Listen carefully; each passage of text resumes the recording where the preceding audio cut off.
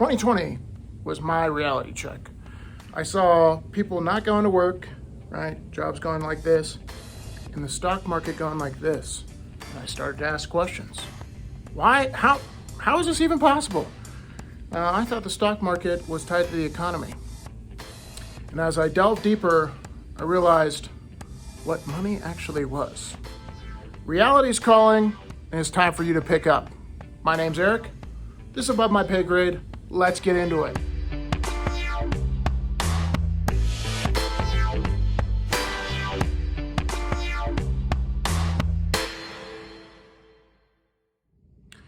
All right, guys, so before I get started on this sick diagram that I drew, my artistic abilities are profound.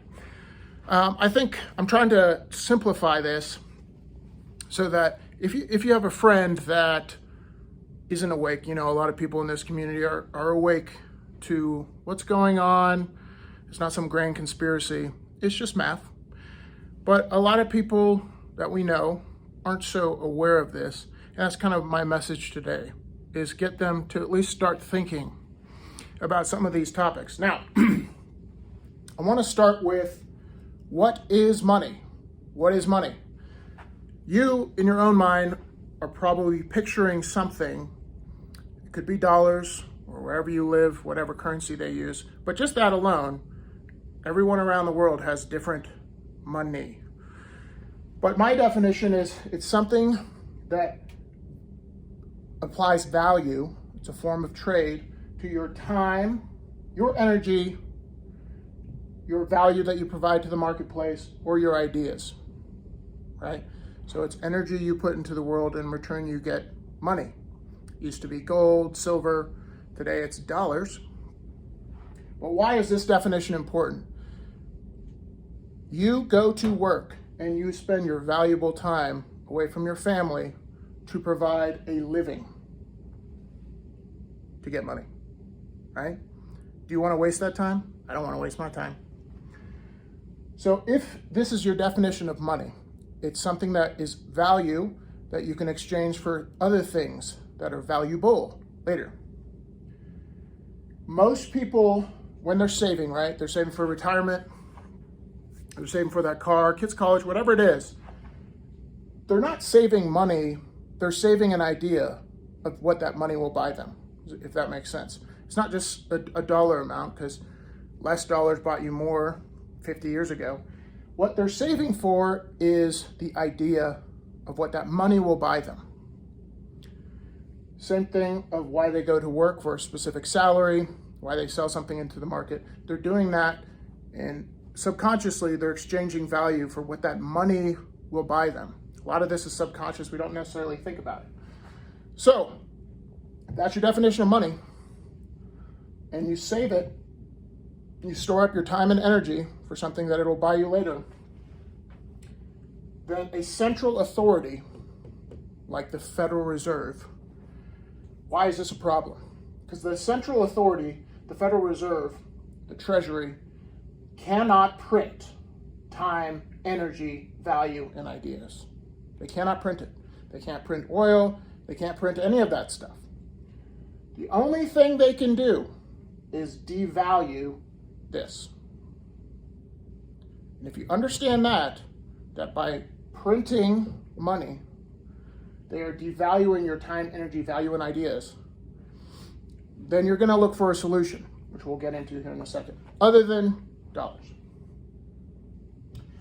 So with a central authority like the Federal Reserve, who wins? Who wins in this whole Ponzi scheme of printing dollars? Well, look who hates Bitcoin and other decentralized platforms, gold and silver, etc. Banks, central banks, hate that stuff because they don't have control of it. And politicians win because they don't have to produce value, they can just print it, which is why oftentimes you see these stimulus packages and you're like, what? How is this even possible? It causes inflation. So politicians can use the central authority of printing money to essentially buy votes. And it distorts the system very much. You've seen it the last 2 years.